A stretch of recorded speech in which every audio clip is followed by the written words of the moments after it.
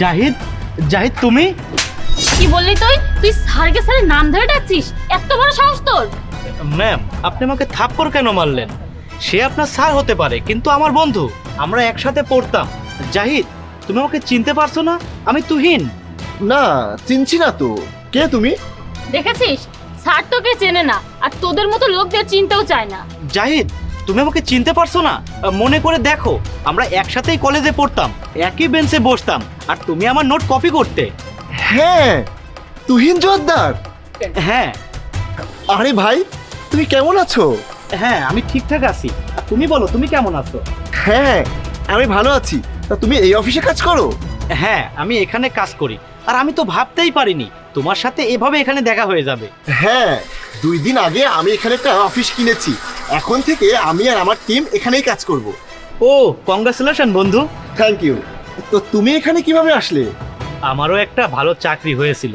আমার চাকরি হওয়ার কিছুদিনের মধ্যেই করোনা শুরু হয়। এর জন্য কোম্পানি অনেক ডাউন হয়ে যায়, আর কোম্পানি নতুন কর্মীদের বাদ দিতে শুরু করে।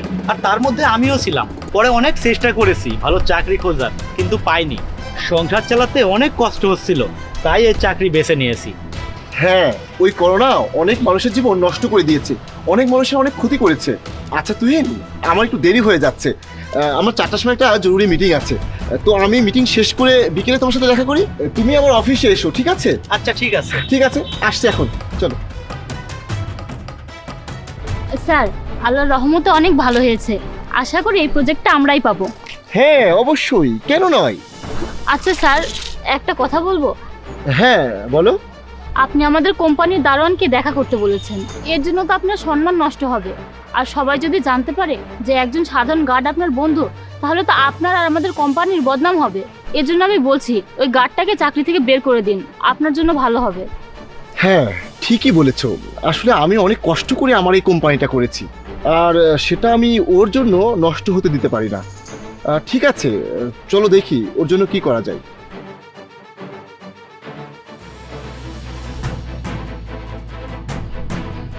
জাহিদ, আসবো? হ্যাঁ, আসো। আসলে তোমার সাথে আমার একটা কথা আছে। তুমি আমার বন্ধু হয়ে আমার অফিসে সামান্য দারোয়ানের চাকরি করবে, এটা যদি আমার অফিসের সবাই জানে, তাহলে এটা আমার সম্মানের জন্য অনেক ক্ষতিকর হবে। হ্যাঁ, এর জন্যই স্যার তোমাকে চাকরি থেকে বের করে দিচ্ছেন। প্লিজ, প্লিজ জাহিদ, আমাকে চাকরি থেকে বের করে দিও না। চাকরি চলে গেলে আমার সংসার কিভাবে চলবে? আরে তুহিন, এত ঘাবড়াচ্ছ কেন? আরে আমি তো তোমাকে বলেছি আমি তোমাকে গার্ডের চাকরি থেকে বের করে দিচ্ছি, যাতে তুমি আমার অফিসে অ্যাকাউন্টিং এর চাকরিটা করতে পারো। এসব আপনি কি বলছেন স্যার?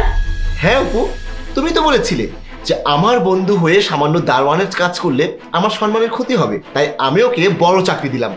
এখন তার আমার সম্মানের ক্ষতি হবে না, কারণ ও মোটা অঙ্কের বেতন পাবে। আর এমনিতেও ও অনেক বড় শিক্ষিত, ও এটা ডিজার্ভ করে। আর আমি ওকে অনেক ভালো করে জানি।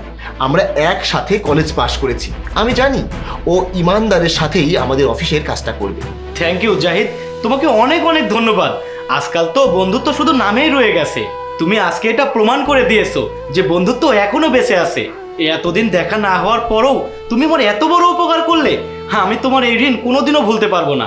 আমি এত লেখাপড়া করার পরও, এত জায়গায় চাকরি খোঁজার পরও আমি এখন গার্ডের চাকরি করছি, আর তুমি আমাকে এত বড় চাকরি অফার করলে। ও অনেক ধন্যবাদ তোমাকে বন্ধু, তুমি আসলেও সত্যিকারের বন্ধু। আরে ধন্যবাদ দেওয়ার কি আছে? এক বন্ধু অন্য বন্ধুর বিপদে কাজে লাগবে, এটাই তো নিয়ম। আর হ্যাঁ অপু, আমার খারাপ সময়ে ও আমার অনেক সাহায্য করেছে। বন্ধুত্ব কখনো উঁচু নিচু দেখে হয় না যে আমার বন্ধু ছোট চাকরি করে বলে ওর সাথে আমি কথা বলবো না, এই ভয়ে যে তাতে আমার বদনাম হবে আর ওর সাথে বন্ধুত্ব রাখাটা বন্ধ করে দিব। আরে বন্ধুত্বের নিয়মই হচ্ছে এক বন্ধু অন্য বন্ধুদের বিপদে এগিয়ে আসবে। আচ্ছা তুহিন, তুমি এখন যাও, কাল থেকে সময় মতো চলে আসবে। আর হ্যাঁ, কাল থেকে এই ধরনের পোশাক পরে আসার কোনো প্রয়োজন নেই। কাল থেকে ভালো অফিসিয়াল ড্রেস পরে আসবে, ঠিক আছে? ঠিক আছে।